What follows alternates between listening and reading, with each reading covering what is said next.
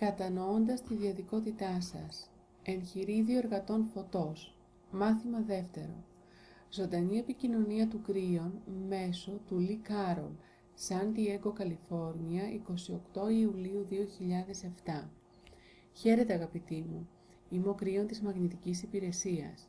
Κάποιοι ισχυρίζονται ότι τέτοιο είδος επικοινωνίας είναι αδύνατο να συμβεί.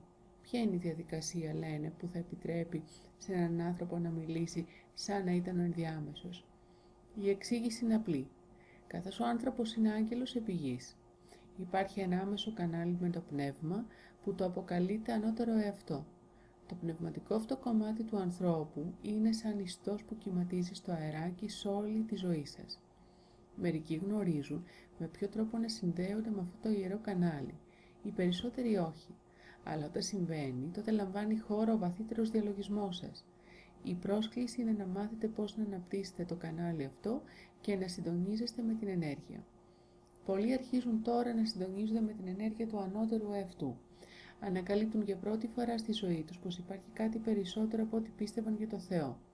Επί 18 έτη σας λέω ότι η γη αρχίζει να δονείται ψηλότερα. Όσα βλέπετε στις ειδήσεις είναι το τράνταγμα που συμβαίνει και αναμένεται να αυξηθεί. Δηλαδή, πολλοί ξεφεύγουν από τη μυθολογία τους θέτοντας το ερώτημα τι είναι πραγματικό και τι όχι. Αναρωτιούνται γιατί αισθάνομαι στην καρδιά μου, στην ψυχή μου, ότι ο Θεός είναι κάτι μεγαλύτερο από ό,τι μου έχουν πει. Κάποιοι θα διαβάζουν τα λόγια μου των τελευταίων 18 ετών και θα κατακλειστούν τις διδασκαλίες. Πώς αρχίζω, θα πούν, ή τι πρέπει να κάνω μετά, που είναι το βασικό εγχειρίδιο οδηγιών ώστε να μην χρειαστεί να ψάχνω σε όλο τελικό να βρω τα βασικά. Η απάντηση είναι αυτό που διαβάζετε τώρα, καθώς έχω αναθέσει στο συνεργάτη μου να κάνει μια σειρά επικοινωνίες με την ονομασία Εγχειρίδιο του Εργάτη Φωτός, ένα ξεκίνημα. Του έχω δώσει οδηγίες να το καταστήσει διαθέσιμο σε όσο πιο πολύ κόσμο γίνεται, ώστε να έχουν την ελεύθερη επιλογή να το μελετήσουν ή όχι. Κάποιοι ξεκινούν τώρα αυτό το ταξίδι, είναι εδώ και αναρωτιούνται, τι είναι αυτό που αισθάνομαι? Θα μπορούσε να είναι πραγματικό ένας άνθρωπος να κάνει ό,τι φαίνεται πως κάνει? Channeling. Και αν όχι, τότε γιατί αισθάνομαι πως το κάνει? Είναι καλές ερωτήσεις και η απάντηση είναι ότι πράγματι η γη δονείται ψηλότερα, αρχίζοντας να ευνοεί το άνοιγμα της συνείδησης. Καθένας από εσάς έχει τα γνωρίσματα των λεμουρίων, εάν όχι άμεσα, έμεσα. Δηλαδή έχετε την καταγωγή της λεμούριας φυλής, εκείνων που είχαν μια κβαντική άποψη του σύμπαντος και ανακάλυψαν πρώτη την πραγματική τους φύση. Είστε τώρα εδώ, στη σύγχρονη εποχή, όπου μια άλλη αφύπνιση λαμβάνει χώρα και βρίσκεστε στις πρώτες γραμμές, δεδομένου ότι πρώτα αφυπνίζονται οι γυραιές ψυχές. Το έχουμε ξαναπεί. Λοιπόν, γυραιά ψυχή, μπορεί να είχες όλη εκείνη την εμπειρία, αλλά σε βαραίνουν ακόμα οι υγιεινοί τρισδιάστατοι κανόνες και μια πολιτιστική μυθολογία του ποιος είσαι εσύ και ποιος είναι ο Θεός. Όσα ακολουθούν μπορεί να είναι αντίθετα με ό,τι έχεις διδαχτεί και αν συμβαίνει αυτό, στάσου και ζήγησε την ενέργεια της αλήθειας. Μην υποθέτεις πως όσα διαβάζεις ή ακούς είναι απολύτως έτσι, γιατί θέλουμε να χρησιμοποιήσεις τη δική σου μηχανή διάκρισης. Χρησιμοποίησε τη διάνοια που συνδυάζεται με την καρδιά και ρώτα το πνεύμα. Θα μπορούσε να είναι έτσι? Είναι σωστό αυτό? Γιατί μερικά πράγματα θα προκαλέσουν το ίδιο σου το σύστημα πεποιθήσεων. Όλα όσα είχες διδαχθεί. Αυτό κάνουμε σήμερα. Παίρνουμε πάνω όλη τη σκοτεινιά. Ονομάζω λοιπόν αυτό δεύτερο μάθημα του εγχειριδίου Εργάτη Φωτός. Το πρώτο μάθημα έφερε μια κατανόηση ότι κάτι περισσότερο από ό,τι νομίζετε συμβαίνει στη γη. Η αρχή, η αρμονική σύγκληση, τα διευρυμένα εργαλεία, οι νέες διαισθήσεις και το άνοιγμα της ενέργειας, της οποίας είστε μέρος. Όλα αυτά καλύφθηκαν στο πρώτο μάθημα. Έτσι έχουμε επιλέξει το ειδικό αυτό μέρος για το δεύτερο μάθημα, το Σαν Διέγκο. Ας γνωρίζετε ότι εδώ ήταν η αρχή του κρύων. Βρίσκονται εδώ μέλη της οικογένειας, τα οποία ήταν υποκειμενικά με το συνεργάτη μου εκείνο τον πρώτο καιρό των επικοινωνιών. Του επέτρεψαν τότε την απειρία για να βρει ό,τι ήταν να βρει. Και έτσι γίνεται ένας πλήρης κύκλος και βρίσκεται τώρα εδώ, στην ενέργεια από όπου ξεκίνησε, όχι πολύ μακριά από εκεί που άρχισαν όλα. Επιλέξαμε αυτόν τον τόπο συνάντησης επειδή το θέμα είναι δύσκολο, αλλά είναι κάτι που πρέπει να γνωρίζετε. Τα νέα δεν είναι άσχημα, είναι απλώς βαθιά νέα. Ετοιμαστείτε, γιατί αν δεν το έχετε ξανακούσει, θα σας προκαλέσει και θα ταρακουνήσει το σύστημα πεποιθήσεών σας. Μερικοί θα θυμώσουν, μερικοί όχι. Κάποιοι θα αισθανθούν να ανταποδώσουν το χτύπημα, οι περισσότεροι όχι. γιατί αυτές είναι ενέργειες που βρίσκονται στον πυρήνα της διαδικότητάς σας, η μελέτη του σκοταδιού και του φωτός μέσα σας.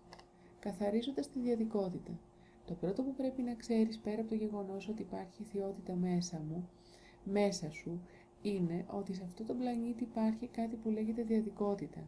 Η διαδικότητα αυτή λειτουργεί σαν ισορροπία στη θεότητα, η σκοτεινότερη ενέργεια που μπορείς να φανταστείς, η οποία είσαι εσύ, με το όνομά σου επάνω της. Έρχεται σε σένα με τη γέννηση και δεν φεύγει μέχρι την τελευταία ανάσα σου. Μερικοί την αποκαλούν σκιώδη εαυτό, άλλοι τη λένε σκοτεινό εαυτό. Μερικοί την ονομάζουν κακό και άλλοι σκοτεινή πλευρά. Αυτό το χαρακτηριστικό σου έχει όνομα και λέγεται διαδικότητα. Η διαδικότητα είναι εντελώς κατάλληλη, καθώς είναι σχεδιασμένο κομμάτι σου. Σου εκχωρείται με τη γέννηση και δεν το φέρνεις από την άλλη πλευρά του πέπλου, γιατί ο πλανήτης αυτός είναι το καζάνι της διαδικότητας, όπου ολοκληρώνονται οι δοκιμασίες. Η δοκιμασία είναι άγγελοι παριστάνονται στους ανθρώπους, έρχονται εδώ να στρώσουν το παιχνιδότοπο και μέσα από τη διαδικότητα σκότους και φωτός προσπαθούν να εξισορροπήσουν μεταξύ των δύο. Είναι μια δοκιμασία ενέργειας, όχι της ανθρώπινης, αλλά φαίνεται σαν να είναι μια δοκιμασία της ψυχής σας. Όπως θα έχετε ίσως παρατηρήσει, κάθε άνθρωπος πρέπει να αποφασίζει για τον εαυτό του εάν είναι πραγματικό ή όχι. Πρέπει να αποφασίσετε μόνοι σας, χωρίς τον ευαγγελισμό κάποιες οργάνωσης, χωρίς εκείνους που σας λένε τι να πιστέψετε και τι να μην πιστέψετε.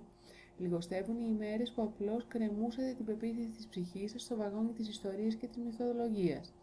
Γιατί η νέα αυτή ενέργεια αρχίζει να βγάζει την προσωπική εξέταση των πνευματικών θεμάτων, μια επιθυμία να γνωρίσεις πραγματικά την αλήθεια. Ερχόμενος στη γη, λαμβάνεις κάτι που δεν προγραμμάτισες και θέλω να σου πω τα πάντα γι' αυτό. Θέλω να σου πω πόσο ισχυρό είναι, να σου δώσω παραδείγματα, στη συνέχεια να σου πω τι μπορείς να κάνεις γι' αυτό. Πρωτού προχωρήσουμε, ας δούμε τι έχει κάνει η ενέργεια της διαδικότητας στην ιστορία σας, γιατί αποτελεί τη βάση και τον πυρήνα όλων των θρησκευτικών μυθολογιών. Είναι η βάση και ο πυρήνας ακόμη και των Ελλήνων θεών. Η διαδικότητα της ανθρωπότητας έχει περάσει όλες τις ιστορίες περί μαγείας, περί καλού και κακού, περί σκοταδιού και φωτός, τις δυνάμεις που βρίσκονται εδώ.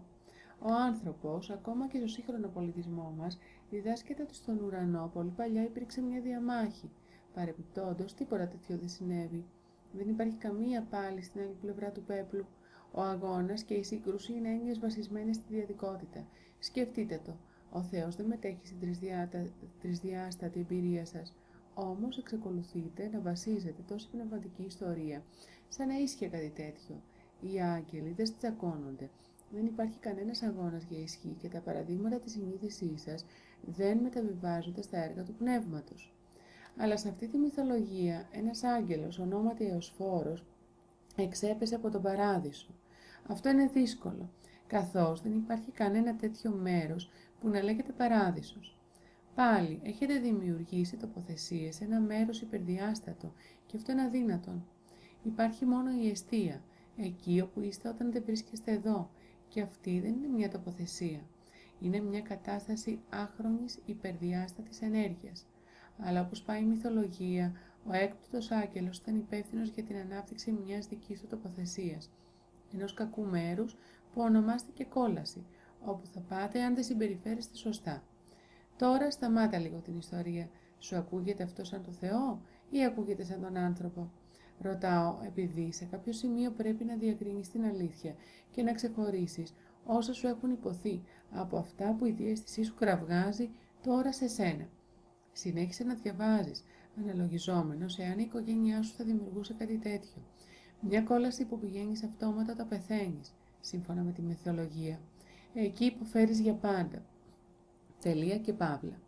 Εκτός αν κάνεις κάτι όταν είσαι στη γη, δηλαδή να γίνεις μέλος, να καταταγείς σε ένα από τα κουτιά της πολιτιστικής πεποίθησης. Πάλι σου ακούγεται αυτό σαν το Θεό ή σαν μια ανθρώπινη δημιουργία? Αγαπητοί μου, επαναλαμβάνουμε ότι δεν υπάρχει κανείς Εωσφόρος. Θα αναφέρω κάτι πολύ ενδιαφέρον.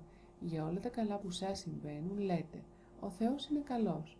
Ο Θεός το έκανε αυτό για μένα.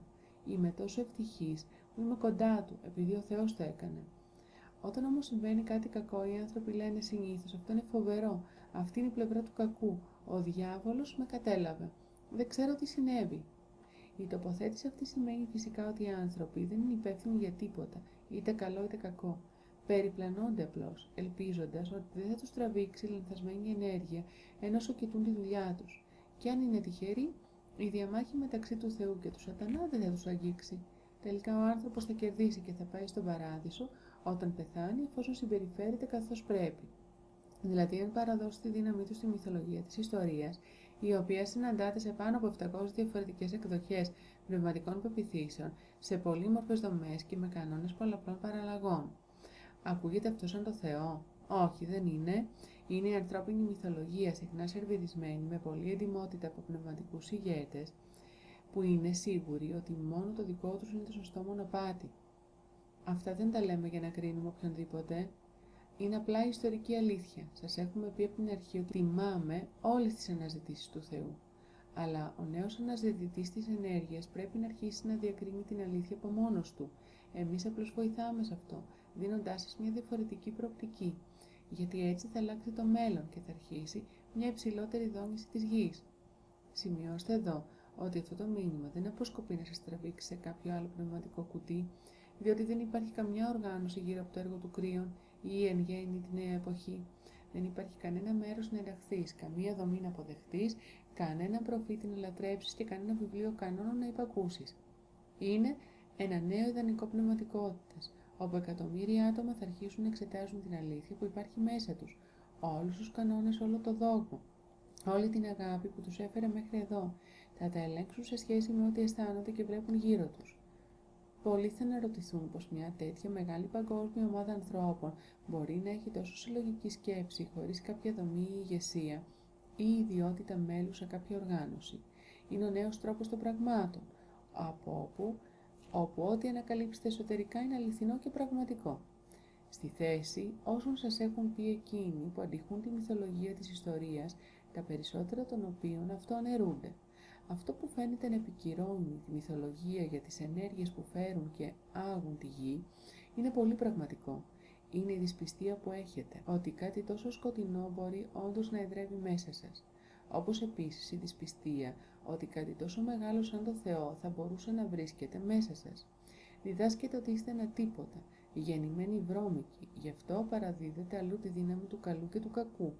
Κάθεστε εκεί αδύναμοι, ανίδεοι, ότι και οι δύο αυτές βαθιές δυνάμεις βρίσκονται ακριβώς μες στην ψυχή σας. Καταλαβαίνετε? Σε αυτή την κατάσταση της αναξιοσύνης είστε όριμοι για όποιον θέλει να αρπάξει το ενδιαφέρον σας για το δικό του σύστημα του Θεού. Το 85% του πληθυσμού πράγματι έχουν δημιουργήσει για τον εαυτό τους τα κουτάκια εκείνα, όπου μπορούν να εξηγήσουν όλο αυτό με τρισδιάστατο τρόπο. Δεν είναι ενδιαφέρον ότι το πρώτο πράγμα που κάνει ένας άνθρωπος όταν ενηλικιώνεται είναι να ψάχνει τέτοιες απαντήσεις. Ο Θεός μέσα στο DNA σας οδηγεί στην αναζήτηση του δημιουργού. Η αλήθεια είναι η εξής. Υπάρχει ένα θεϊκό κομμάτι που έρχεται με σένα, όπως είπαμε την άλλη φορά. Διαμένει μέσα σου περιμένοντας να αφυπνιστεί και είναι κβαντική ενέργεια, υπερδιάστατη, όχι τρισδιάστατη. Είναι πανέμορφη, είναι φως. Γι' αυτό αισθάνεσαι την έλξη να καθίσεις στην καρέκλα, όπως λέγεται, ώστε να γνωρίσεις ότι είσαι μέρος των πάντων. Δεν είναι καθόλου τυχαίο που βρίσκεσαι εδώ ή διαβάζεις το κείμενο. Το ξέρεις ότι συμβαίνει με την πλήρη άδειά σου. Μπορεί να μην γνωρίζεις ακόμη τι έχεις να κάνεις, αλλά να ξέρεις ότι και μόνο που θέτεις την ερώτηση αυτή ο πλανήτης αλλάζει. Το γνωρίζεις? Απλώς το γεγονός ότι βρίσκεσαι εδώ σαν ακροατής βοηθά τον πλανήτη. Θα μιλήσουμε από αυτού μια άλλη μέρα. Το κομμάτι του Θεού μέσα σου έχει μια ισορροπία, γιατί μέσα σου εδρεύει επίσης και το βαθύτερο σκοτάδι, το οποίο φέρει το όνομά σου. Επομένως αυτή είναι η διαδικότητα. Το έχουμε πει, αλλά χρειάζεται να τα ακούσεις πάλι. Τρισδιάστατη προσέγγιση της μάχης. Η τρισδιάστατη προσέγγιση μιας μάχης είναι ότι αν έχεις έναν εχθρό τον νικάς, πηγαίνεις στη μάχη και το σκοτώνεις, οπότε εξολοθρεύεται εκείνος και εσύ σηκώνεσαι νικητής λέγοντας «Το μέρος του κακού μέσα μου έχει συντριβεί και τώρα έχει χαθεί». Αυτό σου φαίνεται λογικό. Έτσι υπάρχουν πολλά μέρη να πας για να σφάξεις το τέρας μέσα σου και δεν χρειάζεται να ψάξεις μακριά για βοήθεια. Αλλά αυτό δεν ισχύει με τη διαδικότητα, γιατί είσαι μαζί της σε όλη σου τη ζωή. Το να την καταστρέψεις σημαίνει το θάνατο του ανθρώπου. Όμως πολλοί λένε Δεν έχει νόημα να έχω έναν εχθρό τόσο ισχυρό μέσα μου και απλώς να τον αφήσω να υπάρχει, πρέπει να τον αντιμετωπίσω. Μα αντιμετωπίζεις αυτή την ενέργεια μέσα σου, χωρίς όμως την έννοια του εκμηδενισμού. Αντιθέτως το λέμε εξισορρόπηση, και αυτή, αγαπητέ μου, είναι μια προηγμένη έννοια σχεδόν για κάθε άνθρωπο, γιατί πρέπει να αποβάλει το ένστικτο της επιβίωσης με τη βασική έννοια της λέξης. Υπερβαίνει τα συναισθήματα φυγής ή μάχης και το αντικαθιστά με μια σοφία, την οποία προσπαθούμε να σας δώσουμε επί 18 χρόνια. Επομένως, το δεύτερο μάθημα αφορά στην αναγνώριση αυτού που βρίσκεται μέσα σας, το οποίο δεν θέλετε καν να παραδεχτείτε ότι υπάρχει. Φαίνεται ήδη τραβηγμένο να πιστέψετε ότι έχετε το Θεό μέσα σας, αλλά δεν είναι τόσο δύσκολο όμως να δεχτείτε ότι ο πυρήνας του κακού βρίσκεται επίσης μέσα σας. Είναι μία προσβολή του διανοητικού σας εαυτού και της ακεραιότητας που έχετε για μια τίμια ζωή. Με άλλα λόγια, όλη αυτή η έννοια πρέπει να μελετηθεί έξω από το κουτί. Η διαδικότητα αποκαλύπτεται με πολλούς διαφορετικούς τρόπους. Δεν θα χρειαζόταν να τους απαριθμίσω, αλλά θα το κάνω για όσους μόλις μπαίνουν σε αυτό, από τα δευτερεύοντα σε όσα δεν είναι. Το δράμα είναι ένας τρόπος, δράμα. Έχετε συναντήσει άτομα που επιβιώνουν μόνο γύρω από το δράμα. Η ηρωνία είναι ότι αυτοί θα σε πιάσουν στο τηλέφωνο, εσένα τον εργάτη φωτός, επειδή είσαι ισορροπημένος και φέρεις ένα φως που προσελκύει τους μη ισορροπημένους. Θα σου πούν, υπάρχει περισσότερο δράμα από όσο αντέχω στη ζωή μου. Υπάρχει αυτό και εκείνο. Νόμιζα ότι το είχα ελέγξει αυτό, αλλά επέστρεψε. Τότε θα του δώσεις υπομονετικά τη φρόνησή σου για 100η φορά και θα είναι καλή όπως πάντα. Αλλά όταν κλείνεις το τηλέφωνο, ξέρεις τι θα συμβεί, έτσι δεν είναι? Δεν θα ακούσουν καθόλου τις συμβουλές σου. Ήθελε μόνο μια φωνή στη γραμμή να τους λέει κάτι που ήδη γνωρίζουν. Την επόμενη μέρα πάλι σε καλούν. Λοιπόν, συνέβη τούτο και εκείνο και τ' άλλο, φαίνεται ότι συνεχίζει. Τελικά θα μπορούσε να τους φανερώσει την αλήθεια, δηλαδή. Γνωρίζεις ότι εσύ το προσελκύεις όλο αυτό επάνω σου, ότι ζεις γι' αυτό, και θα πούν ποτέ. Δεν θα ζητούσα ποτέ τέτοιο πράγμα. Αλλά το κάνουν, θα σου πω γιατί. Επειδή αισθάνονται άνετα με αυτό. Γιατί αν δεν υπήρχε κανένα δράμα στη ζωή τους, θα έπρεπε να δουν ότι είναι σοφοί σαμάνοι. Ευλογημένος είναι ο άνθρωπος που έχει παρατήσει το δράμα και έχει δει την πνευματική πλευρά, καθώς συχνά το δράμα κρύβει κάτι εξίσου βαθύ. Ένα φως που θα ξεχυλήσει στη ζωή του. Όμως το φοβάται τόσο πολύ. Γι' αυτό το δράμα τον αποτρέπει από το να αντιμετωπίσει την πραγματικότητα, οπότε του προσφέρει άνεση. Η ανησυχία είναι άλλος τρόπος, ανησυχία για όλα. Εκείνοι που ανησυχούν είναι όσοι θεωρούν ότι δεν είναι ικανοί να δημιουργήσουν τίποτα. Κάποιοι ξυπνάνε στις 3 το πρωί ανησυχώντας για το γεγονός ότι δεν έχετε τίποτα για να ανησυχήσετε. Όταν αρχίζετε να ισορροπείτε αυτό το σκοτεινό μέσα σας που λέγεται διαδικότητα, ένα από τα πράγματα που φεύγει είναι η ανησυχία. Επειδή έχετε μία αίσθηση ότι το σύστημα αρχίζει να λειτουργεί και πράγματι δεν είστε μόνοι, υπάρχει ένα σχέδιο και η ανησυχία αρχίζει να λιγοστεύει. Αλλά είναι το σκοτεινό πράγμα που θέλει να σας ξυπνήσει λέγοντας. Λοιπόν, κοίτα τι τρέχει. Ας ανησυχήσουμε γι' αυτό. Στη συνέχεια σας πασάρει αυτό που λέγεται λίστα απλήτων, δηλαδή ένα ολόκληρο κατεβατό για να ανησυχείτε. Οπότε δεν μπορείτε να ξανακοιμηθείτε και σηκώνεστε. Γνωρίζετε αυτό το αίσθημα, έτσι δεν είναι? Είναι απολύτως ανθρώπινο. Το δράμα και η ανησυχία οδηγούν σε έλλειψη αυτοεκτίμησης και φόβου. Κοιτάζεις τον καθρέφτη και βλέπεις έναν άνθρωπο που γερνάει και νομίζεις ότι μόνο αυτό είναι η ζωή. Τότε λες, πού είναι τα νιάτα μου, γιατί δεν μπορώ να πηγαίνω προς τα πίσω, τι ακριβώς είναι η ζωή? Είμαι ένα τόσο μικρό μέρος αυτού του συστήματος. Και το σκοτεινό πράγμα μέσα σου θα πει, δίκιο έχεις. Δικέ μου, σωστά το έπιασες, δεν είσαι τίποτα, ποτέ δεν θα γίνεις. Είσαι εδώ κατά τύχη. Όταν πεθάνεις, αυτό ήταν, τελείωσε. Τότε για κάποιο λόγο ο άνθρωπος γέρνει μπροστά στο κεφάλι του, λέγοντας, σωστά. Για την προοπτική σας, μπορεί να μην είναι δίκαιο αυτό που θα πω, αλλά το δίκαιο είναι τρισδιάστατο για σας και δεν αντιπροσωπεύει το μεγαλείο όσων έχουν στήσει οι άνθρωποι για να βιώσουν σε αυτόν τον πλανήτη. Γιατί είναι εύκολο να φέρεις στην επιφάνεια τη σκοτεινή σου πλευρά, όχι όμως τη θεϊκή σου πλευρά. Η ηρωνία είναι ότι είναι τόσο εύκολο να την εξωτερικεύσεις, τη θεϊκή πλευρά, αλλά το αρνείσαι και έχεις δημιουργήσει μια οντότητα που ευθύνεται γι' αυτό, τον διάβολο. Έτσι φαίνεται ότι ο διάβολος είναι παντού και ότι ο Θεός δεν είναι πουθενά. Στην πραγματικότητα αυτή είναι η ισορροπία της διαδικότητας. Έχεις να αναζητήσεις το Θεό, αλλά η σκοτεινή σου πλευρά πατάει πάντα τα κουμπιά. Δημιουργήθηκε κατά αυτόν τον τρόπο και είναι δίκαιο στην ισορροπία του. Θα δεις γιατί στο τελευταίο μέρος, καθώς η ανακάλυψη του Θεού εαυτού κάνει τη ζυγαριά της ισορροπίας να γύρει για πάντα. Υπάρχουν λόγοι για όλο αυτό, που είναι πολύ βαθύς, αλλά δύσκολο να εξηγηθούν στο τρισδιάστατο πεδίο. Πρέπει να υπάρχει μια ισορροπία, ένα yin και yang, στα πάντα μες στη φύση. Τα πάντα φορούν στην ισορροπία. Η δοκιμασία της ενέργειας στη γη λαμβάνει χώρα από κομμάτια του Θεού μεταμφιεσμένα σαν ανθρώπινα όντα. Έρχονται και φεύγουν, αλλάζοντας ρόλους αυτό το παιχνίδι της ενέργειας. Δεν κρίνονται για τις δοκιμασίες, αλλά αντιθέτως εκπληρώνουν οι ίδιοι τα συγκεκριμένα τεστ. Τι θα γίνει με την ισορροπία όταν τους δώσει και το σκοτάδι και το φως, και τι θα συμβεί στη γη? Οι απαντήσεις είναι κρυμμένες από εσάς, αλλά είναι μέρος του ίδιου του σύμπαντος, όπως και η δομή όλου αυτού που συμβαίνει τώρα στη γη. Στο μόνο πλανήτη ελεύθερης επιλογής, τη δεδομένη στιγμή. Όσοι παραδίδουν τον εαυτό τους στις σκοτεινότερες ενέργειες της διαδικότητάς τους, τότε ξεπέφτουν στο επόμενο επίπεδο του σκοταδιού. Οργή, μίσος, βία, θάνατος, φόνος χωρίς τύψεις. Όντως, θα πείτε, τώρα κύριε Κρύον, μιλάς για το κακό. Σοβαρά? Και τι είναι κακό? Θα σας πω.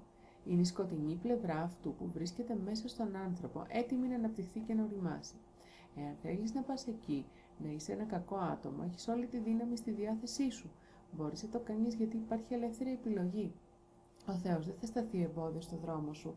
Το ήξερες αυτό? Βεβαίως πολλοί θα πούν, εκεί εμπλέκονται ο διάβολος. Θα με βοηθήσει, θα με τραβήξει και κάτω εκεί. Και υπάρχουν οργανώσεις που λατρεύουν αυτό το πράγμα. Θες την αλήθεια? Κανείς δεν σε τραβά πουθενά, αγαπητέ μου. Αυτή είναι η ελεύθερη επιλογή σου. Πολλοί άνθρωποι πάνε εκεί επειδή έτσι βρίσκουν τη δύναμη που θέλουν. Εκεί μπορούν να έχουν δύναμη να επιβάλλονται στους άλλους για να δημιουργούν ανησυχία, δράμα και έλεγχο. Οι δικτάκτορες στον πλανήτη όλων των εποχών εκεί βρίσκουν τη δύναμή τους. Τραβάνε την προσοχή των ανθρώπων. Εάν δολοφονήσουν αρκετούς, εγκοπές φόβου δημιουργούνται στη ζώνη της δύναμής τους. Αυτό ακριβώς κάνουν, το ξέρετε.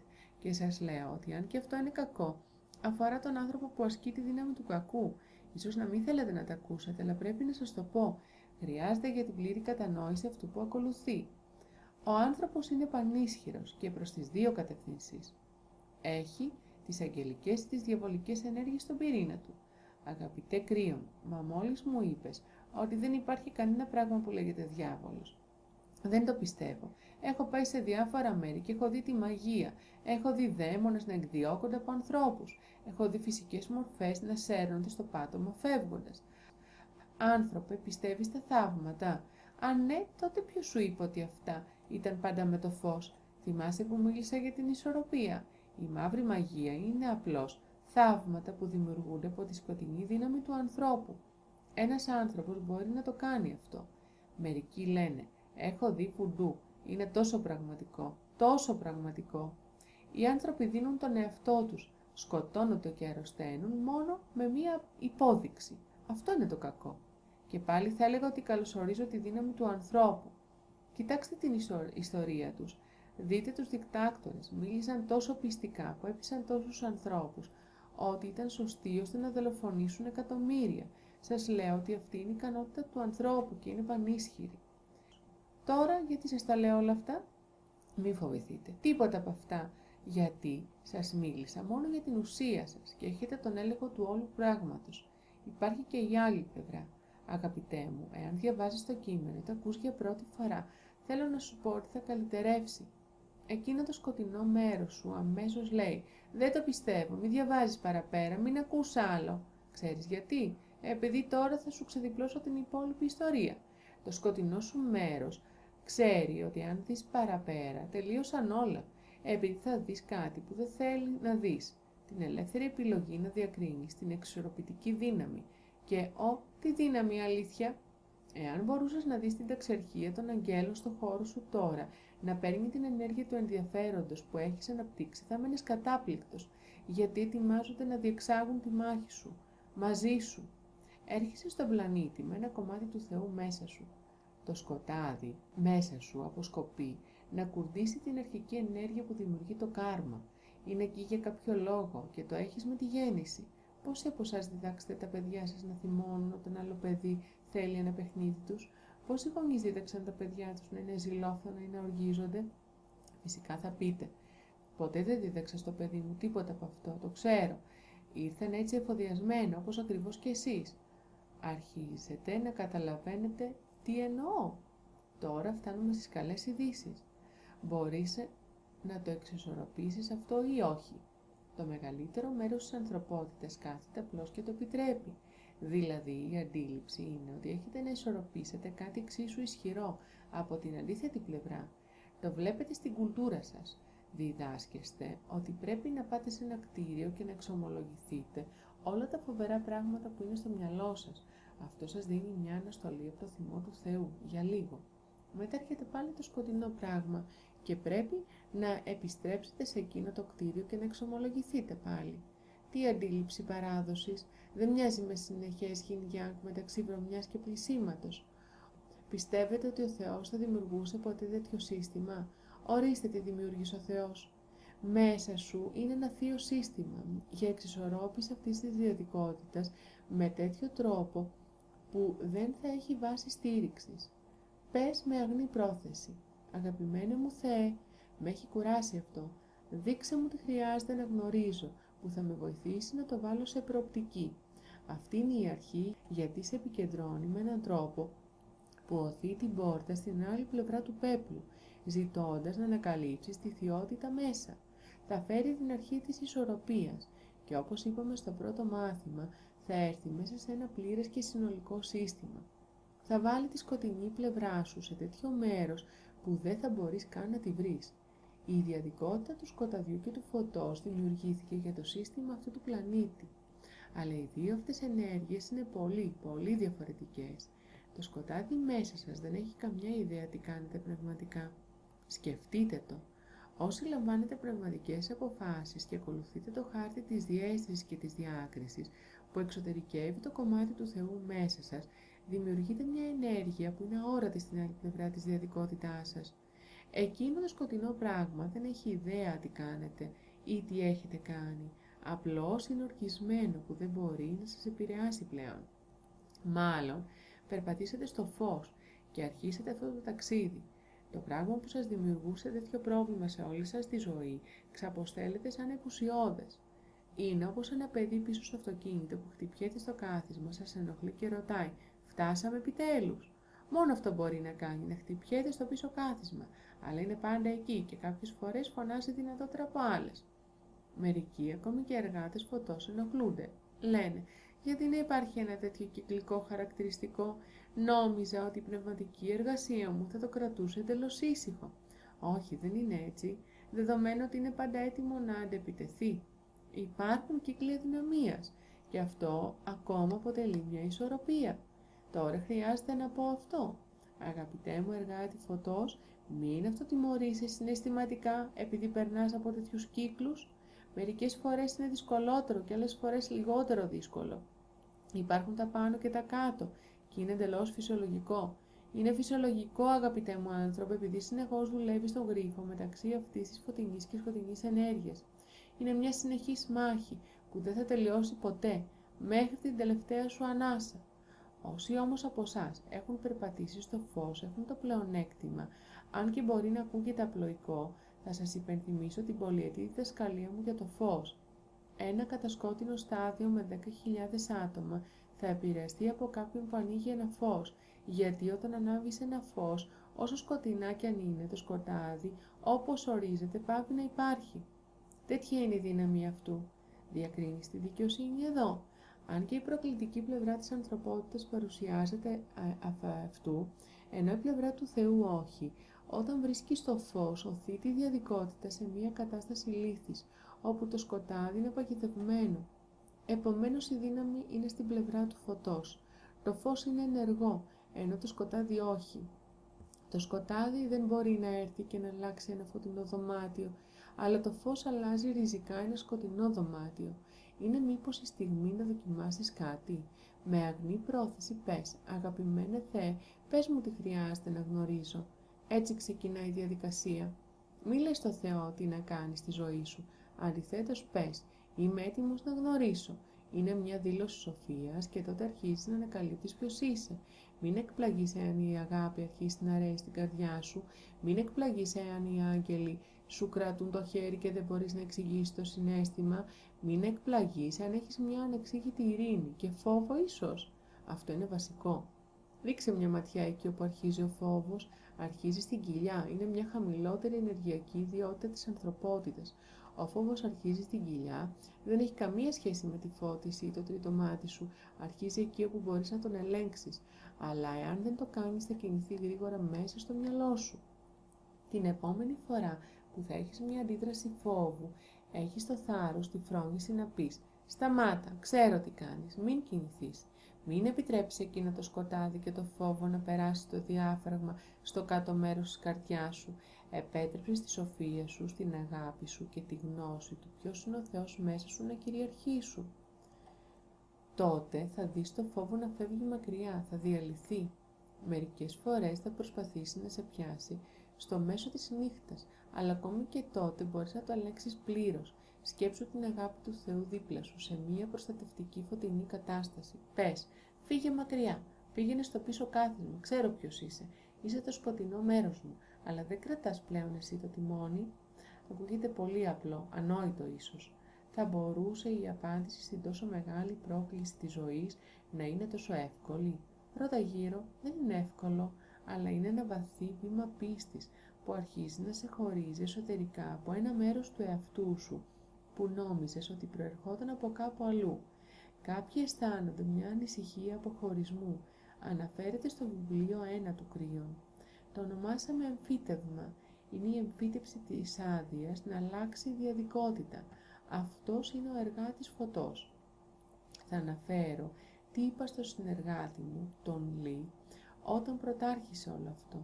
Του είπα, αγαπητέ συνεργάτη, έχεις τώρα τη δυνατότητα με το φως σου να σταθείς στην υψηλότερη μυθολογία του πλανήτη, να σταθείς στο 5α. Κάντο, ενώ κάποιοι ντύνονται με φεδρές ενδυμασίες και ψέλνουν περίεργα λόγια, προκειμένου να σε βλάψουν. Άφησέ τους να δοκιμάσουν τα μαγικά τους πάνω σου. Το μόνο που έχεις να κάνεις είναι να χαμογελάς με τις προσπάθειές τους, γιατί το φως σου είναι πολύ μεγαλύτερο από οτιδήποτε μπορεί ένας άνθρωπος να δημιουργήσει με το σκοτάδι του.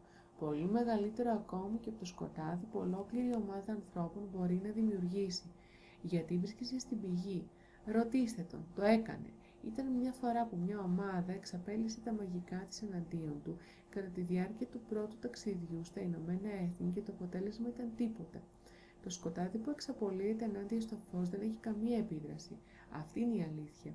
Το αντικείμενο αυτού του μαθήματος, αγαπητοί μου, είναι να ακούσετε την αλήθεια.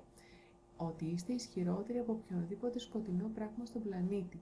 Ισχυρότεροι από οποιονδήποτε δαίμονα σας έχουν πει πως μπορεί να έχετε μέσα σας. Εάν θέλετε απόδειξη, απλώς σπρώξτε την πόρτα προς το Θεό. Ανοίξτε μας την πόρτα και θα γνωρίσετε πως ό,τι σας έχω πει σήμερα είναι αληθινό. Γι' αυτό αποκαλείται πέπλο, επειδή κρύβει εντελώς αυτό που πραγματικά υπάρχει από πίσω. Προσέξτε, σήμερα δεν σας ζητήσαμε να ενταχθείτε κάπου, έτσι δεν είναι? Προσέξτε, σήμερα δεν σας ζητήσαμε να ακολουθήσετε κάποιο πρωτόκολλο που σας εισάγει σε σειρά βιβλίων ή μαθημάτων που πρέπει να αγοράσετε. Αντιθέτως, σας προσκαλούμε να διαβάσετε τις οδηγίες μέσα στο DNA σας, με τις οποίες ήρθατε στον κόσμο. Αφήστε την ανωτερότητά σας να φανερωθεί. Σαμάνι εσείς. Αυτό είναι λοιπόν το σημερινό μήνυμα. Είναι το μοναδικό που θα δοθεί επί του θέματος. Είναι να το σκεφτείτε, καθώς βλέπετε την όθηση και την έλξη των ενεργειών στον πλανήτη.